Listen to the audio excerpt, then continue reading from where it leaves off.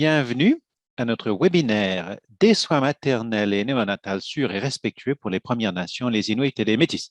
Je m'appelle Nicole Robinson. Je me trouve sur le territoire algonquin non cédé d'Ottawa. Mes antécédents sont mixtes. Je plonge mes racines dans la colonie de la Rivière-Rouge du Manitoba, dans le sud-ouest de l'Ontario, Nouveau-Brunswick et au pays de Galles, de l'autre côté de l'océan. Moi qui ai une parenté métisse, je suis très heureuse d'animer cette séance qui porte sur un thème particulièrement important. Je suis également mère de deux garçons formidables et j'ai le privilège d'avoir 2 fois accouché à domicile grâce à l'assistance d'une sage-femme. Je suis directrice de la santé d'une oreille autochtone à Excellence en santé Canada, organisme nouvellement créé par la fusion de l'Institut canadien pour la sécurité des patients et la Fondation canadienne pour l'amélioration des soins de santé. Notre mission, faire en sorte que tout le monde au Canada ait accès à des soins de santé de qualité et sécuritaire, y compris sécuritaire au plan culturel. Nous travaillons avec des partenaires pour proposer des améliorations mesurables, généralisées et durables dans la sécurité des patients et toutes les dimensions de l'excellence en santé. C'est aujourd'hui la Journée mondiale de la sécurité des patients créée par l'Assemblée mondiale de la santé en 2019, observée annuellement le 17 septembre, avec pour objectif d'enrichir la compréhension mondiale de la sécurité des patients, d'accroître la mobilisation du public en faveur de la sécurité des soins de santé et de favoriser une action mondiale pour prévenir et réduire les méfaits évitables en santé. Pour la Journée mondiale de la sécurité des patients 2021, c'est-à-dire aujourd'hui, l'OMS nous exhorte à agir maintenant pour parvenir à une expérience d'accouchement sûre et respectueuse sur le thème des soins maternels et néonatals sécuritaires. Tout le monde doit avoir accès à une expérience sécuritaire et respectueuse d'accouchement, y compris la possibilité de faire des choix éclairés quant aux options d'accouchement et avoir accès à un soutien médical et autres pour s'assurer que les personnes qui donnent naissance et leur bébé sont sécuritaires avant, pendant et après la naissance. La Journée mondiale de la sécurité des patients est un mouvement mondial. Le Canada se joint à l'OMS et à des pays du monde entier dans cet événement unificateur. Ce webinaire est l'une des façons dont nous participons à l'événement mondial tout en enracinant la conversation dans notre contexte ici même au Canada. Voilà pourquoi ce webinaire va porter sur les soins maternels et néonatals sécuritaires et respectueux pour les Premières Nations Inuits et Métis. Les organisateurs du webinaire sont le National Aboriginal Council of Midwives, qui existe pour favoriser l'excellence en soins de santé reproductive pour les femmes inuites des Premières Nations et métisses, en préconisant la restauration de la formation des sages-femmes, la prestation de services de sages-femmes et le choix du lieu d'accouchement pour les communautés autochtones, conformément à la déclaration de l'ONU sur les droits des peuples autochtones, membres actifs de l'Association canadienne des sages-femmes. Le NACM représente les besoins en matière de professionnels perfectionnels et de pratique des sages-femmes autochtones à en faire les autorités responsables en santé au Canada dans la communauté mondiale. Un patient pour la sécurité des patients au Canada est un programme animé par les patients d'Excellence en santé Canada qui contribue depuis 15 ans le point de vue des patients en matière d'amélioration de la sécurité des patients à tous les niveaux du système. Beaucoup de personnes des Premières Nations Inuits et Métis vivent des disparités importantes en santé, des obstacles à l'accès aux soins, entraînant un risque accru de résultats négatifs en matière de santé maternelle et néonatale. Il existe des possibilités d'améliorer les résultats en matière de santé maternelle et néonatale pour les Autochtones. L'une de ces opportunités clés réside dans l'amélioration à l'accès à des soins maternels et néonatales de qualité sécuritaire et culturellement sécuritaire proches du domicile, surtout pour les personnes habitant des communautés rurales éloignées et isolées. L'accès aux soins de santé primaire de grande qualité pour les communautés des Premières Nations Inuits et Métis au Canada peut améliorer les soins maternels et néonatales en assurant qu'ils seront sûrs culturellement et exempts de racisme. Aujourd'hui, nos 3 conférencières vont nous proposer des défis et des solutions. Je suis très honoré de vous présenter nos 3 conférencières. Vanda Fleury, qui est une artiste métisse du Manitoba en photographie, voix et cinéma, et qui va nous parler de son expérience de mère et de patiente. Brenda Ibu est une sage-femme inuite agréée et coprésidente du conseil d'administration du National Aboriginal Council of Midwives. Et le professeur Karen Lafford est une sage-femme autochtone de la Première Nation de Laxel, professeure adjointe au département des études de genre à l'Université Queen's. La professeure Lafford a récemment été élue à la Société royale. Félicitations. Alors, les questions seront posées, peuvent être posées dans la boîte de questions. Si, dans la boîte de dialogue plutôt, nous allons répondre aux questions naturellement en anglais et en français. À présent, je vais donner la parole à Vanda Fleury.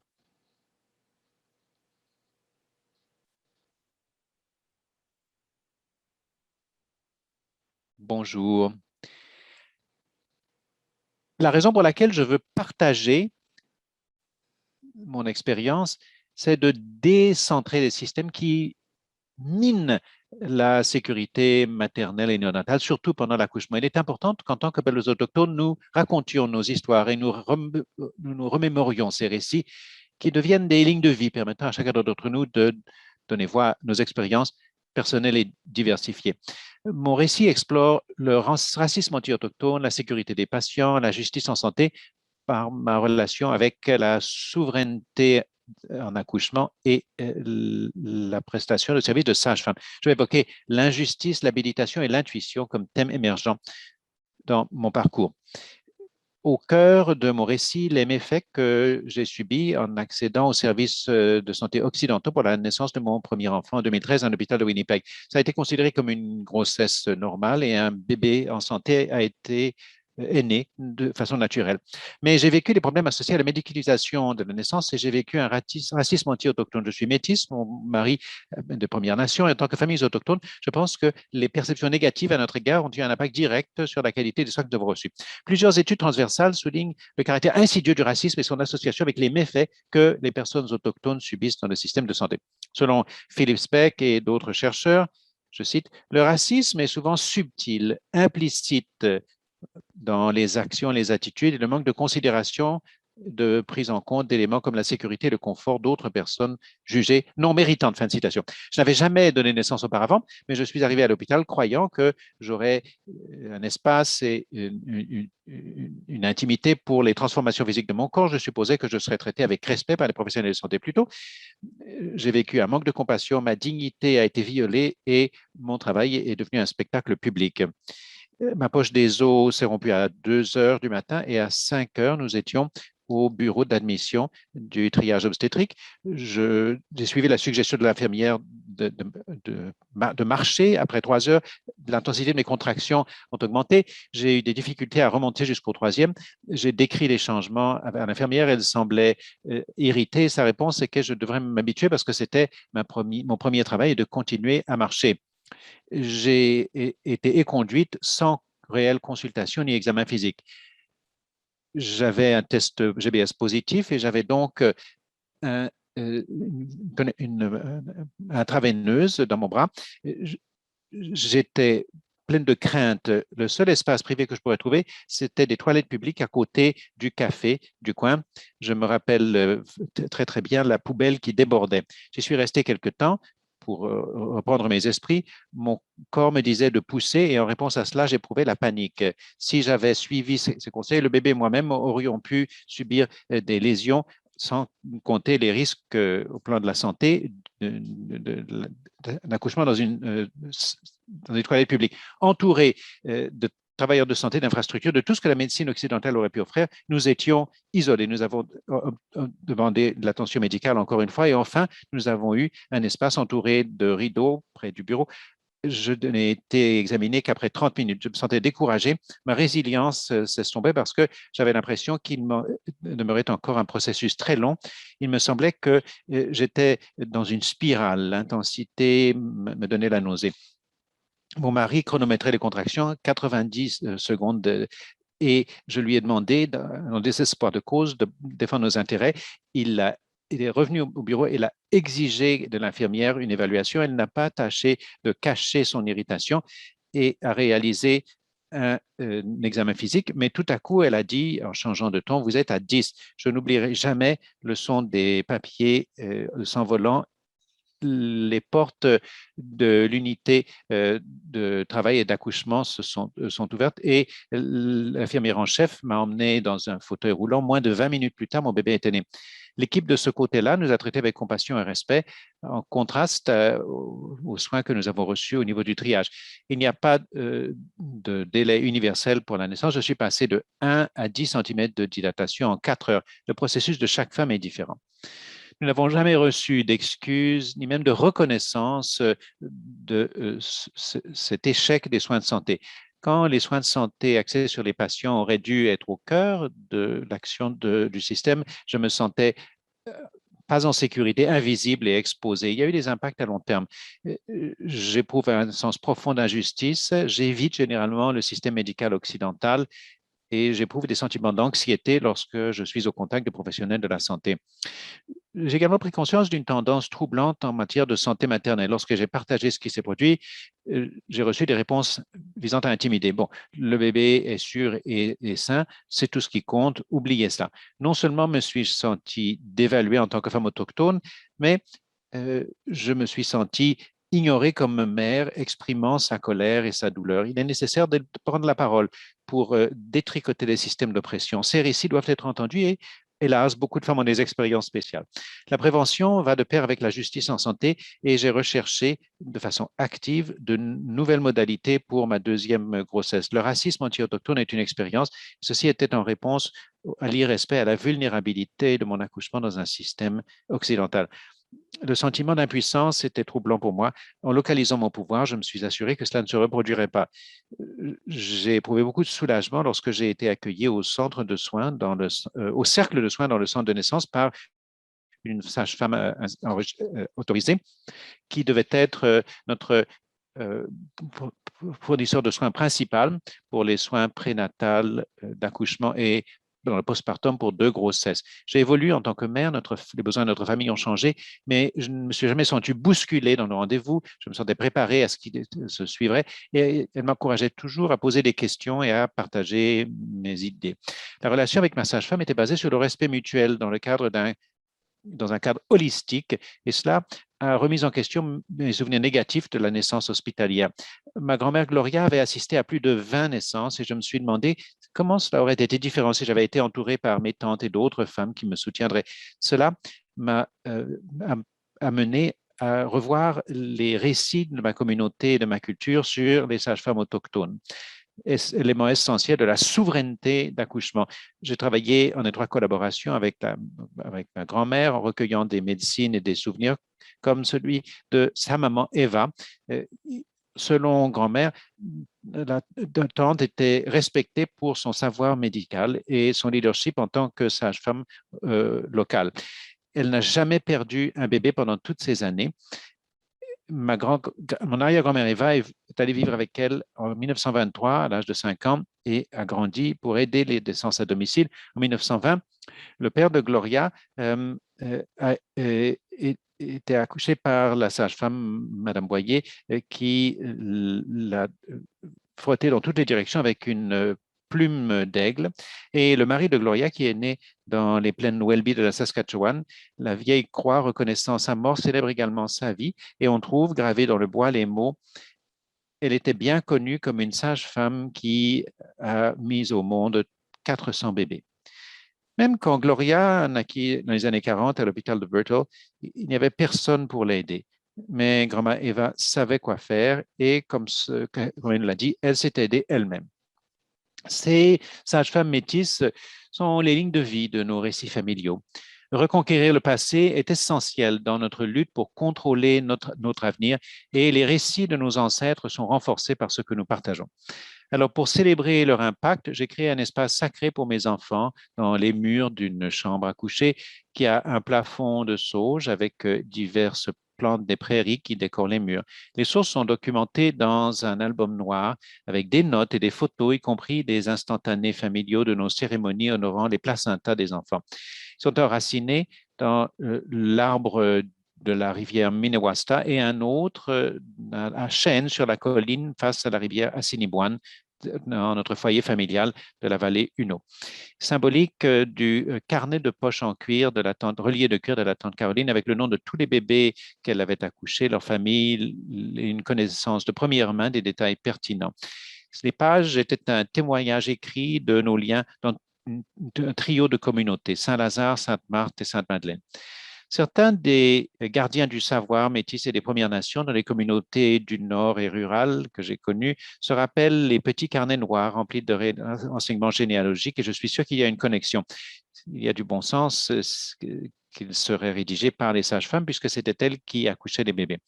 Les fibres de notre projet ethnobotanique recoupent les générations et le partage de ces histoires représente une contribution personnelle au démantèlement des récits coloniaux du Canada qui ignorent ou dévalorisent l'expérience de vie des femmes autochtones. En acquérant cette connaissance, j'ai estimé que j'avais un modèle de soins étendu qui transcendait le temps, familier, réconfortant, habilitant et favorable à ma santé spirituelle. Nous avions prévu une cérémonie d'eau au centre de naissance et à 6h30, lorsque ma poche des os s'est rompue, j'ai averti ma sage-femme. J'avais sous-estimé combien rapidement le travail actif commencerait. J'avais appris de mon corps et cette fois-ci, j'ai reconnu ce que ce sentiment d'urgence signifiait.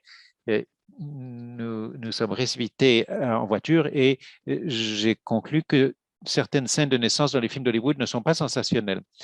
Il fallait 30 minutes de voiture dans la pluie et nous avons eu tout juste le temps de plonger dans les eaux chaudes qui nous attendaient. 6 minutes plus tard, notre bébé est né.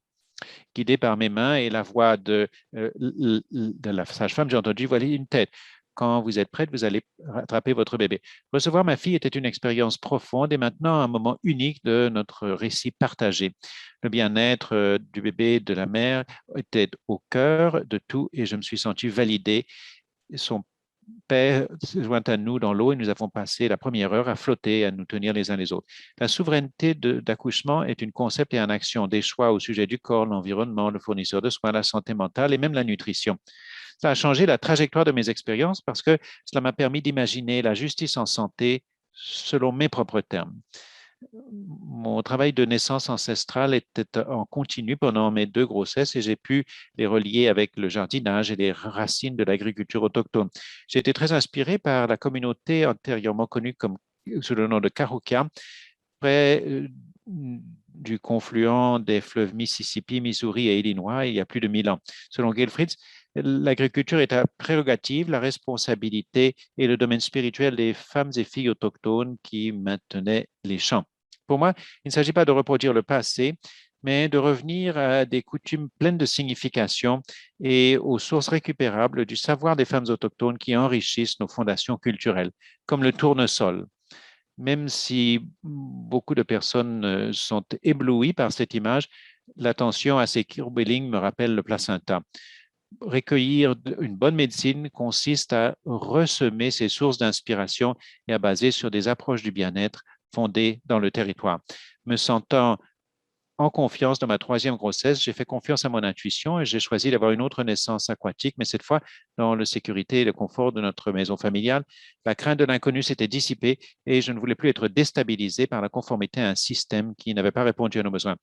Ma sage-femme a expliqué les risques et les avantages, m'a encouragé à connaître le rythme de mon corps en tenant compte soigneusement de mes naissances précédentes. Même si cela ne faisait pas partie du plan, elle a partagé les éléments fondamentaux pour assurer la sécurité de tout le monde si le travail progressait plus rapidement que prévu. Sa démonstration a été approfondie et mémorable et je crois que sans celle-là, nous n'aurions pas été aussi préparés. Ma sage-femme m'a équipé de savoir et a développé ma confiance. C'est cela la justice en santé. À 5h30, ma poche des os s'est rompue avec 5 contractions, seulement 5. J'ai eu juste assez de temps de remplir la baignoire d'eau. Peu de temps après, je me suis rendu compte que je tenais mon bébé dans mes bras pour une 3e fois. Quelque part dans ma tête et mon cœur, une voix m'a rappelé, ton corps sait quoi faire. J'ai appelé mon mari qui était agenouillé à côté de la baignoire. Ensemble, nous avons reçu notre bébé. Sa tête a émergé. Je lui ai dit de ne pas tirer puisque les épaules devaient tourner naturellement. Quelques moments plus tard, le réflexe d'éjection du fœtus, la lui a permis de sortir dans mes mains et celles de son père. J'ai regardé ses beaux yeux bruns, il n'y avait ni chaos ni panique. Nous avions préparé un thermomètre, une couverture et un bonnet pour la garder au chaud dans l'eau. Je l'ai gardée suffisamment haut pour l'allaiter, mais suffisamment bas pour respecter le cordon ombilical. Notre sage-femme est arrivée 5 minutes après la naissance et puis notre doula peu de temps après. Nous habitons assez loin du centre-ville. Considérant que tout s'est passé en moins d'une heure, toutes deux sont arrivées en un temps record. Et juste après l'arrivée du bébé, mes deux autres enfants se sont réveillés et se sont joints à nous. J'étais entouré par mon équipe. J'ai expulsé le placenta et, conformément aux lignes de vie dans nos histoires, notre sage-femme l'a interprété de façon détaillée. Mon fils était épaté par ses compétences et lui a expliqué les effets de l'environnement et de l'hérédité sur sa forme. J'espère qu'un plus grand nombre de garçons autochtones se positionnent comme assistants aux accouchements au fur et à mesure qu'ils se développent dans leur famille et leur communauté. C'était mémorable.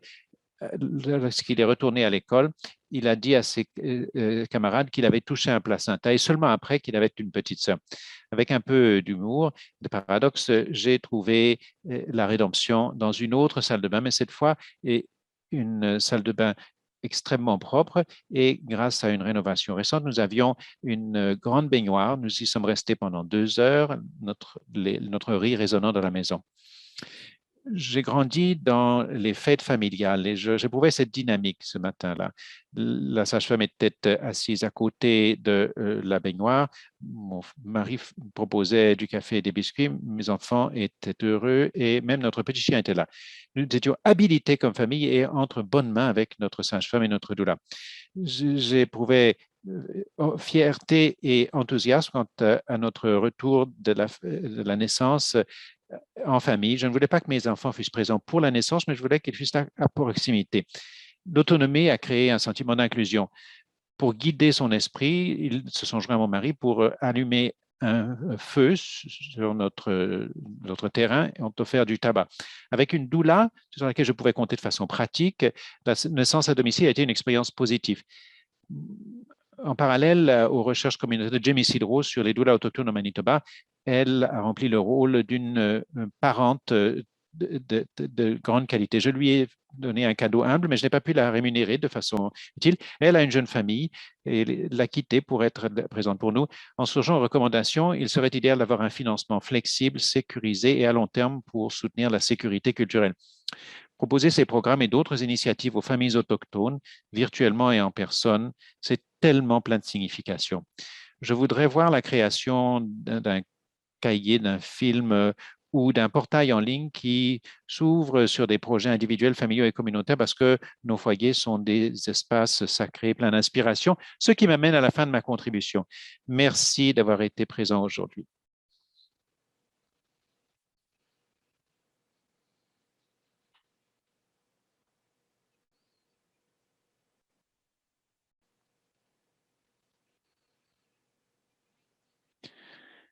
Je vous remercie beaucoup, Venda, d'avoir fait part de votre récit avec toute sa vulnérabilité, ce récit de souveraineté d'accouchement, ce récit de recouvrement. Sur notre personnel, je comprends cela, ce sentiment de sécurité que l'on éprouve dans son propre foyer. Je suis reconnaissante que vous ayez pu vivre ces expériences et les partager avec nous aujourd'hui. Ensuite, nous allons entendre Brenda. Et je voulais également noter que nous sommes en compagnie de l'autre coprésidente du cercle de vie du National Council of Aboriginal Midwives, Claire Diop. Alors, donc, Brenda a enregistré sa présentation parce que, tandis que nous préparions ce webinaire, nous nous sommes rendus compte qu'il y a dans sa communauté, dans le nord du Québec, des problèmes de connexion. Et donc, pour être sûr que tout le monde puisse entendre ses paroles et son récit très important, nous avons décidé d'utiliser une séance préenregistrée. Je voudrais toutefois marquer une pause et souligner que c'est un élément tout à fait critique que nous devons considérer en tant que pays et société dans la prestation de soins de santé. Les problèmes de connexion dans les zones rurales et du Nord continuent de représenter un défi important. Donc, saisissons l'occasion de prendre conscience de ce problème. Merci à Brenda d'avoir su s'adapter tandis que nous envisagions le meilleur moyen de partager ces paroles. Alors donc, je donne la parole à Brenda.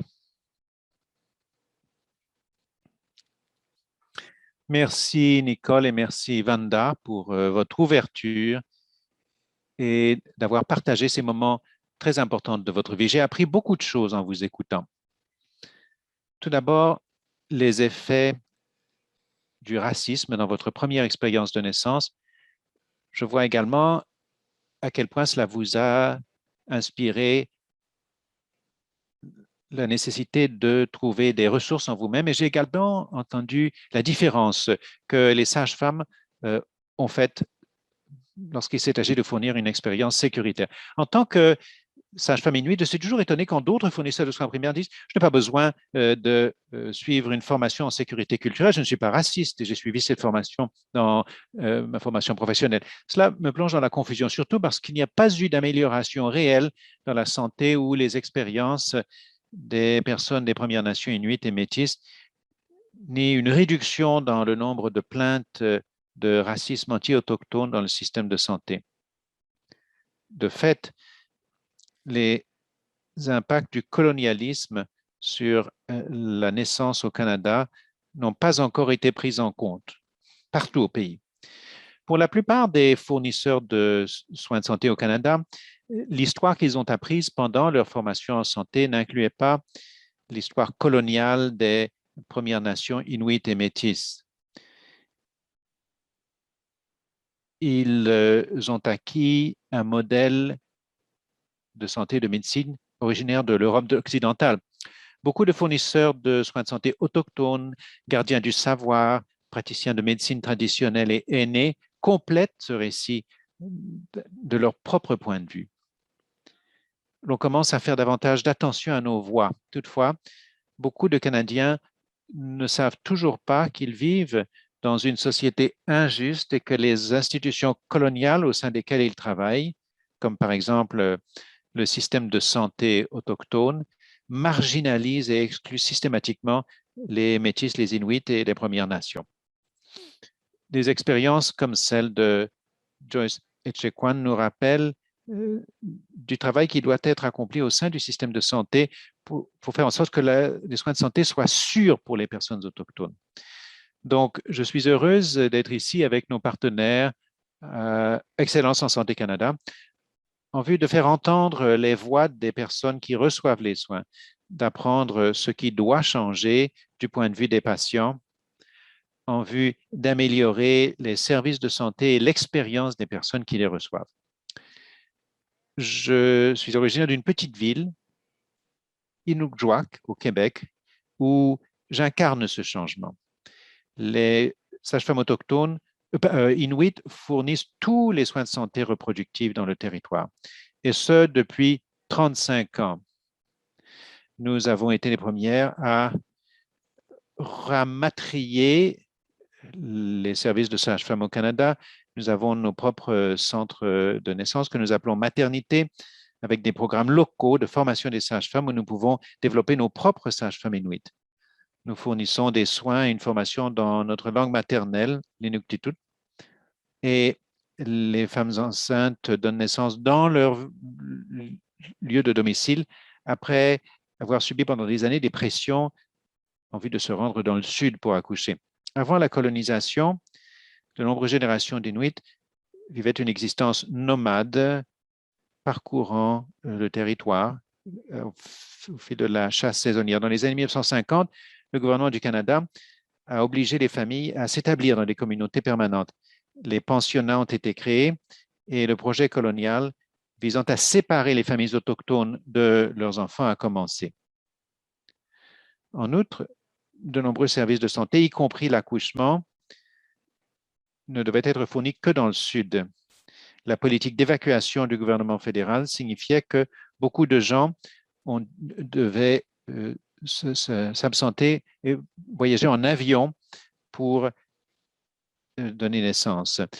beaucoup de femmes inuits ont dû se rendre à Montréal ou Moose Factory ou en Ontario plutôt que de compter sur les sages-femmes locales qui avaient traditionnellement fourni les soins.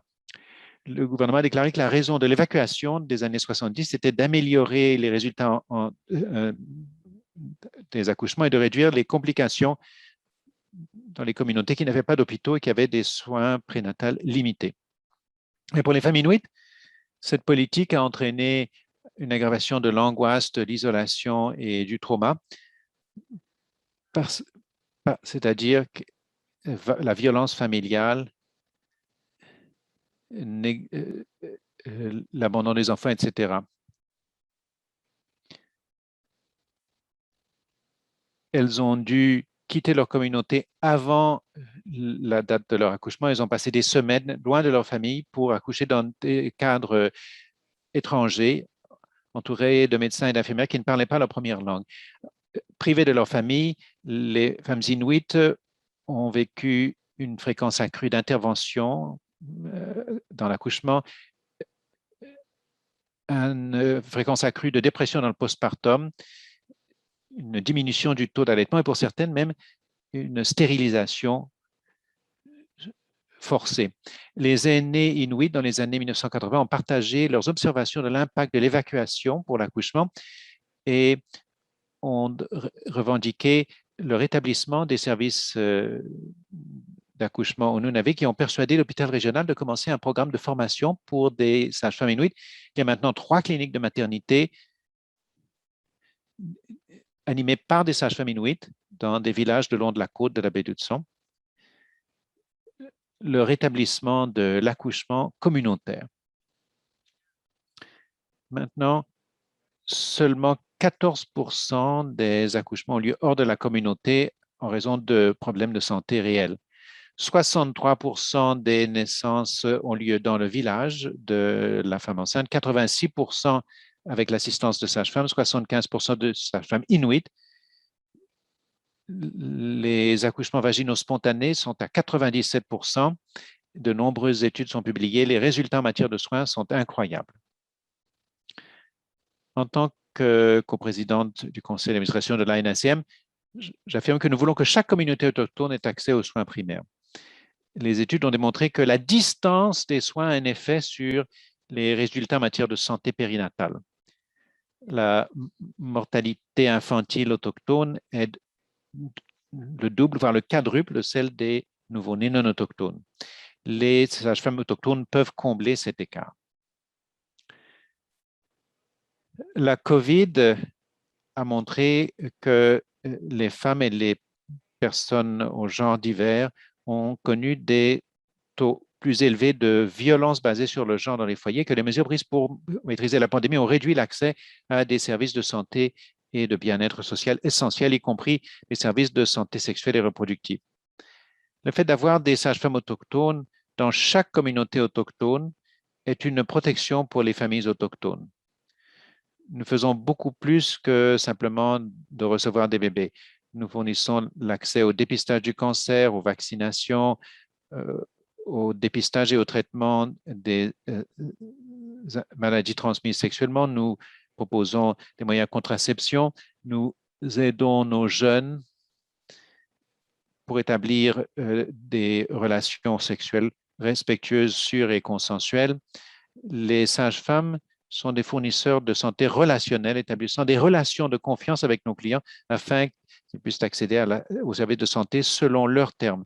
Il s'agit de prendre le temps de partager l'information, de créer le contexte de prise de décision éclairée, le contexte propice au choix, et de comprendre les priorités de santé des familles et de rejoindre les usagers là où ils sont dans leur langue. Il s'agit de nos familles, de nos communautés, il s'agit de créer des générations futures de personnes en bonne santé. Nos contributions importantes, jour après jour, ne sont pas connues de la plupart des Canadiens, en particulier des décideurs. Le racisme systémique est généralisé dans le système de santé, surtout en ce qui concerne les personnes autochtones. Nous avons besoin d'un système empreint d'une plus grande compassion, un système plus réfléchi, qui reconnaît le rôle important que les professionnels médicaux autochtones jouent en tant que cliniciens, formateurs, mentors et chercheurs.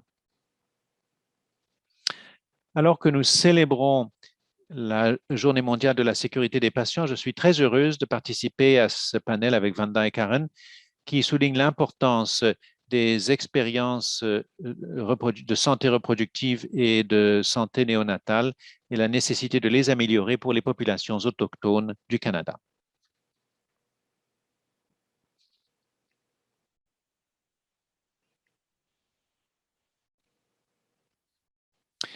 Je remercie chaleureusement Brenda d'avoir partagé ce récit du rôle des sages-femmes à Nunavik et de démontrer le rôle essentiel des sages-femmes autochtones et du retour des naissances dans la communauté. C'est un exemple extraordinaire du rapprochement des soins du foyer et des soins dont les Autochtones assurent la prestation. Merci à Brenda et au National Aboriginal Council of Midwives d'avoir collaboré avec nous à cet événement. À présent, j'invite la professeure Karen Nofford de prendre la parole.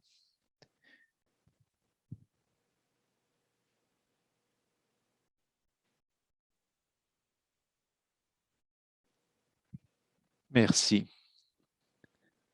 Vous m'entendez bien? Oui. Parfait. Alors, merci de m'avoir invité. Je suis un peu nerveuse parce qu'il y a des personnes dans l'auditoire que je connais bien. Alors, je vais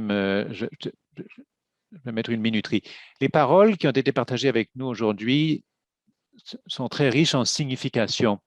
Ce sont des paroles que beaucoup d'entre nous avons entendues auparavant.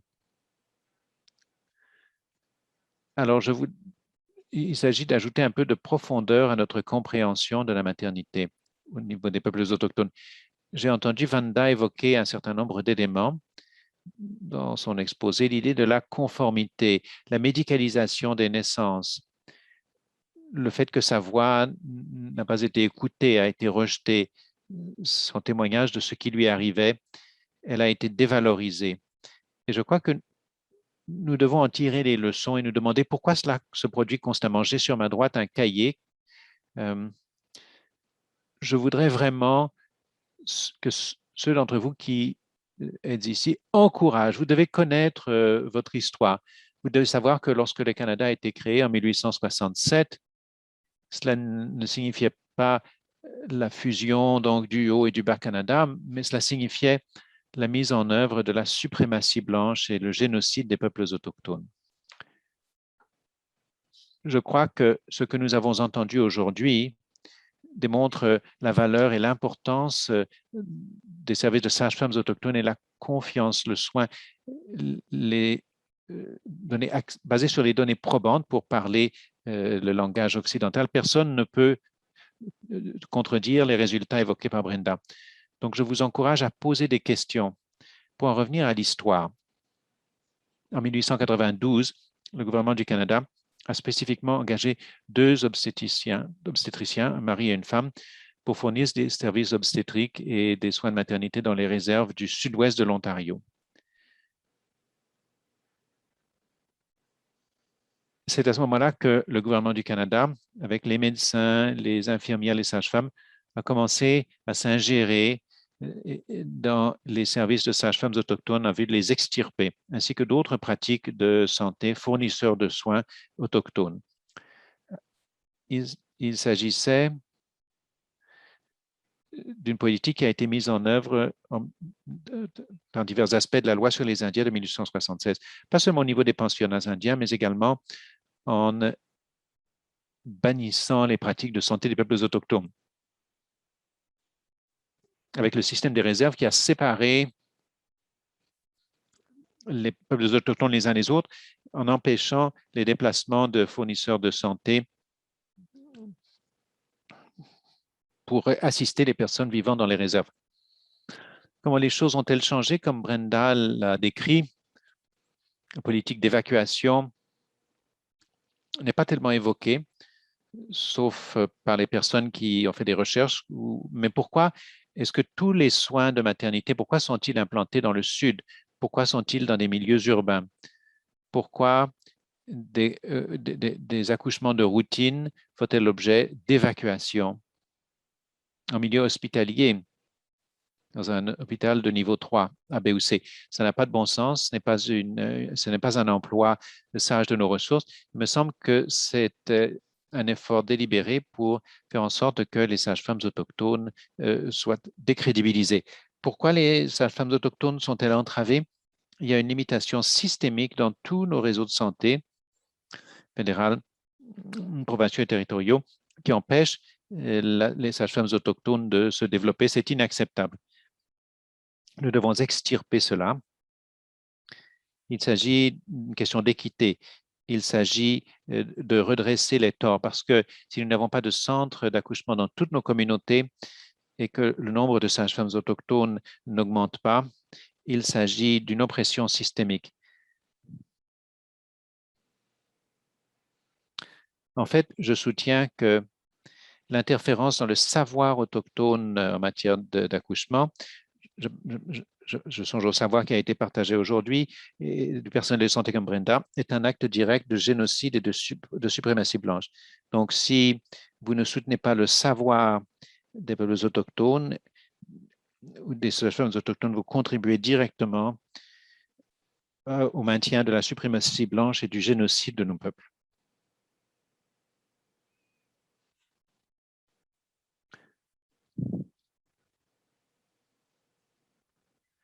Alors, il y a une exclusion systémique, une discrimination à l'égard des peuples autochtones dans ce pays qui peut être rapportée à la loi sur les Indiens de 1876. Il s'agit d'une seule parmi les lois extraordinaires qui limitent notre existence à bien des égards. Il y a également d'autres moyens de limiter la vie des peuples autochtones, absence de reconnaissance ou reconnaissance très limitée, sous-financement systémique. Il est très important que vous compreniez le contexte historique de ce pays, sa création en tant qu'État-nation, parce que tout cela affecte la santé et le bien-être des peuples autochtones, en fait de tout le monde au Canada. Les professionnels de la santé venus d'Europe ont supplanté les modes de savoir autochtones en matière de santé et bien-être, mais quelque chose ne fonctionne pas. Aujourd'hui, je donnais un cours à un groupe d'étudiants de troisième année. Il y avait environ 8 étudiants qui restaient à la fin. Chaque personne a donné son récit de ses contacts avec le système de santé, pas seulement la salle d'urgence, mais d'autres fournisseurs de soins, qui les a complètement exclus et rejetés. Ils sont presque morts. Ça ne fonctionne pour personne. Pourquoi maintenons-nous ce système? Pourquoi ne basculons-nous pas vers la répartition de ressources vers ceux qui veulent vraiment travailler?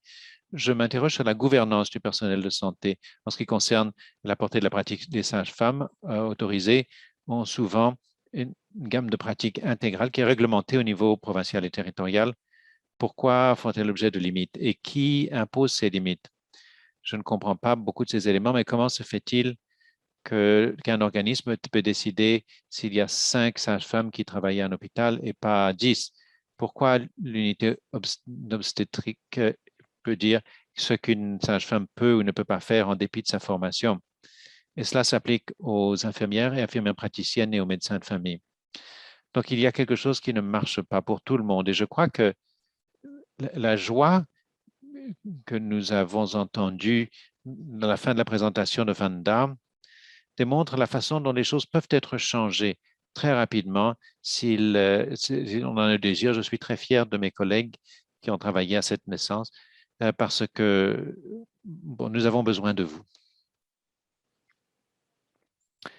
Alors, je m'interroge sur l'idée des soins basés sur les données probantes parce que les fournisseurs de soins dans le monde occidental ne fournissent pas souvent de soins basés sur les données probantes en dépit du fait qu'ils les préconisent afin de pouvoir maintenir leur position dominante au sein du système de santé. Je suis frustré par cela parce que vous pouvez, vous pouvez voir que les changements peuvent intervenir rapidement une fois que l'on se rend compte que les soins étaient insuffisants. En fait, écœurant. Je voudrais que les professionnels de soins qui ont si mal traité Vanda et sa famille puissent faire des excuses et réparer leur tort et le mérite ainsi que sa famille. Alors, je voudrais, comme Brenda l'a partagé, elle vit le changement. Je vous demanderai, est-ce que vous vivez le changement? Merci.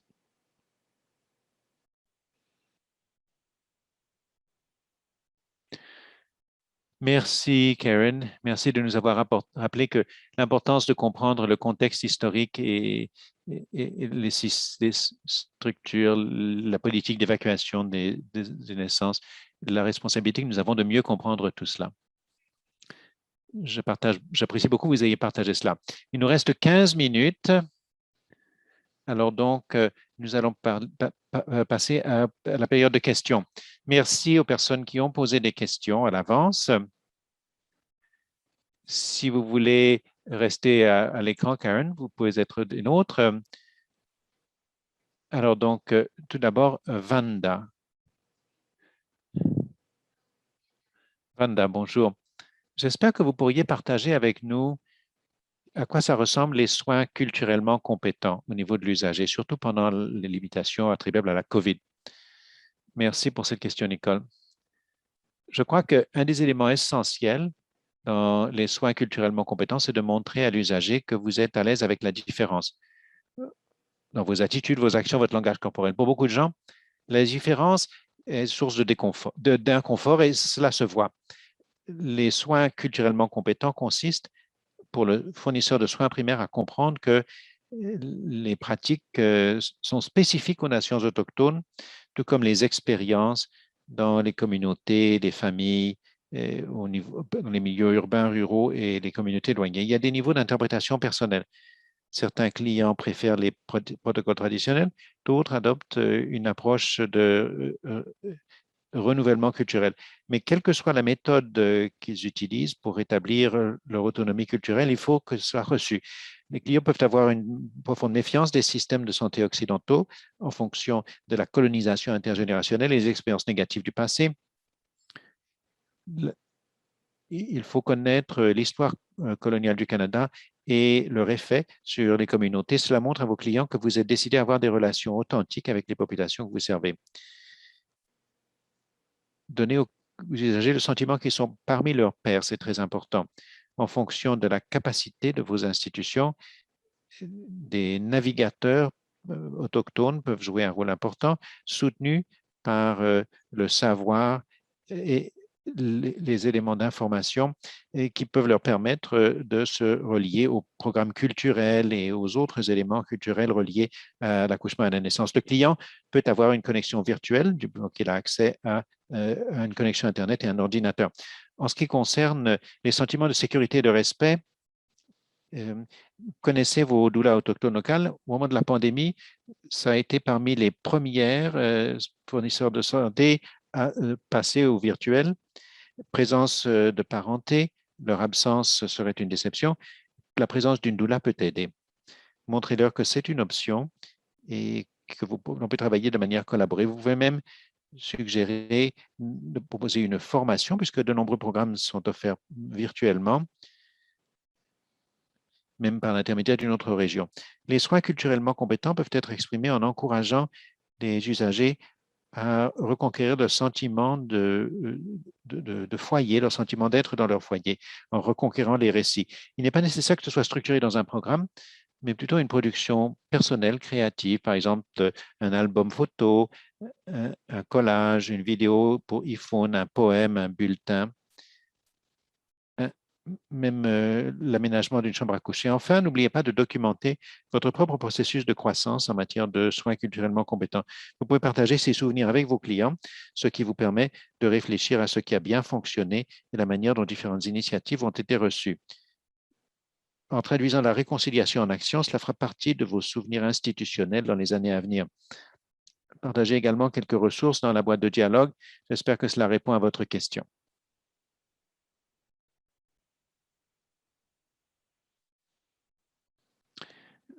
Merci, Vanda.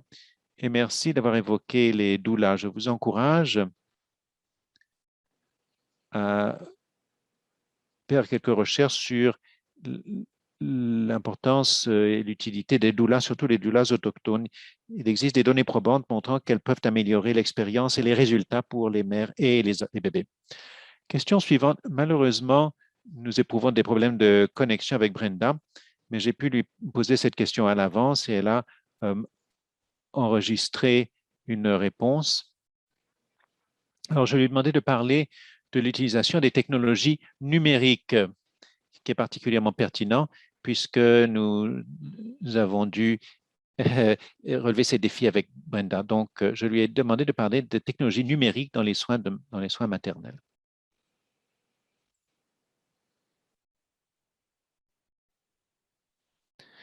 En général, au jour le jour, nous avons accès à des Dopplers pour écouter le rythme cardiaque du bébé. Certaines sages-femmes ont une formation en échographie qui leur permet de confirmer la position du bébé ou de réaliser un profil biologique pour s'assurer que le bébé se porte bien. Nous avons accès à des systèmes externes de suivi du rythme cardiaque du fœtus.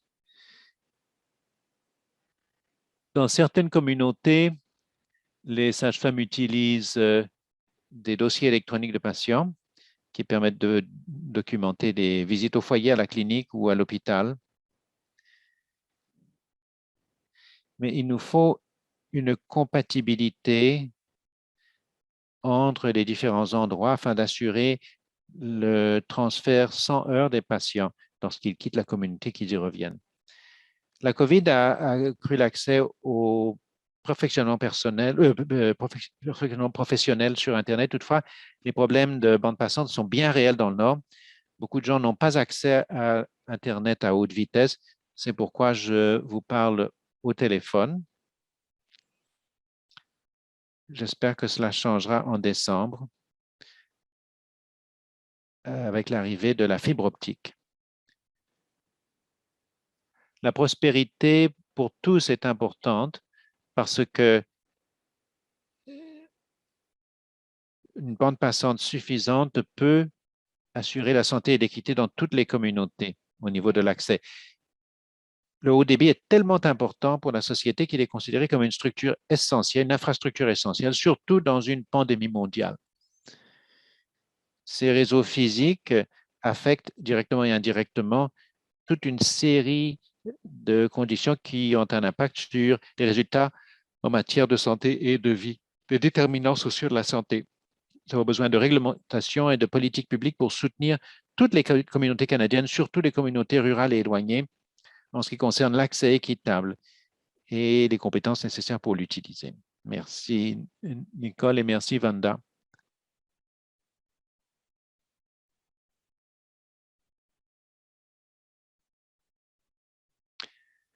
Merci encore une fois, Brenda, d'avoir fourni ces réponses à l'avance. C'est tellement pertinent, tout spécialement maintenant dans cette pandémie. Karen, il nous reste que quelques minutes et j'ai toute une série de questions.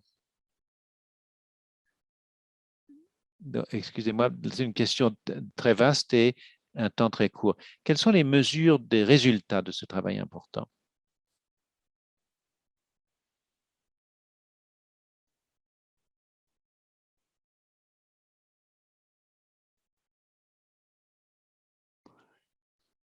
C'est une excellente question parce qu'il ne m'appartient pas de le dire. Il appartient aux peuples autochtones de dire quels sont les résultats qu'ils voudraient obtenir. Pour ça, il faut un dialogue authentique. Pas comme, oh, on va faire une étude pour voir si vous êtes content ou pas. Et j'ai 3 millions de dollars pour recevoir ça et j'ai 10 étudiants. Vous étudiez pas. Mais de quoi la communauté a besoin? Il faut que ça soit impulsé par la communauté. Je pense que les sages-femmes autochtones sont positionnées comme étant les leaders.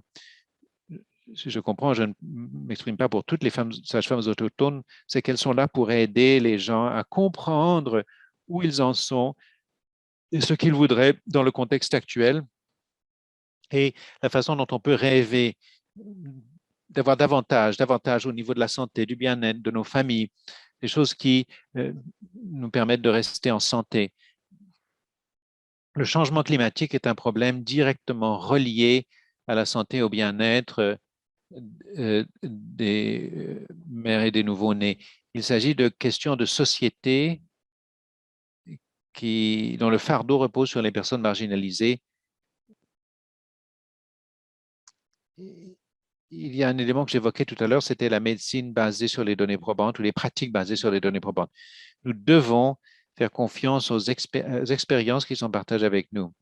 Il n'est pas nécessaire qu'elles soient légitimées ou validées par un processus scientifique parce que la science est biaisée. La science reflète une voix privilégiée homme, masculine blanche dans l'université. C'est évident quand on regarde les taux de publication, qui peut publier et qui ne peut pas publier, qui obtient la permanence et qui ne l'obtient pas. Nous marginalisons les sciences et les expériences produites.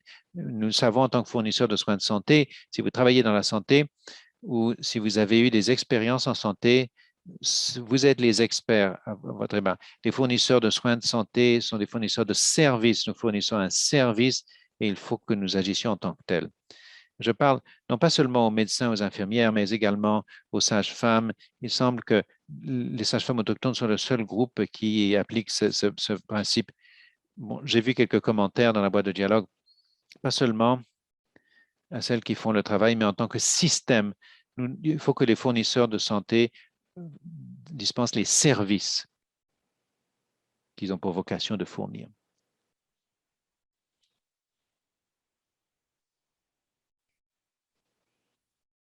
Merci beaucoup, Karen. Donc, il nous reste 4 minutes. Je prie ceux qui ont posé des questions à la boîte de dialogue de nous excuser. Nous n'allons pas pouvoir répondre à d'autres questions. Mais je crois qu'une diapositive va apparaître très bientôt. Les personnes avec qui nous travaillons au National Aboriginal Council of Midwives ont partagé quelques ressources et pratiques prometteuses. Les voici. Alors, tous ceux qui participent aujourd'hui vont recevoir une note de suivi. Les diapositives seront partagées avec vous. Je vous encourage à visiter le site web du NACM pour prendre connaissance des ressources partagées par Vanda et Karen et peut-être d'autres, parce que je n'arrive pas nécessairement suivre la boîte de dialogue, et pour trouver d'autres ressources et aussi les pratiques prometteuses que je vous encourage à consulter. J'espère que certaines de ces questions supplémentaires pourront trouver réponse là. Ensuite, pour conclure cette séance, je voulais vous parler du cœur de la santé. Reconnaissant le pouvoir unique des arts, le cœur de la santé est une galerie d'art virtuelle pour explorer l'impact des méfaits évitables et explorer les soins de santé en action.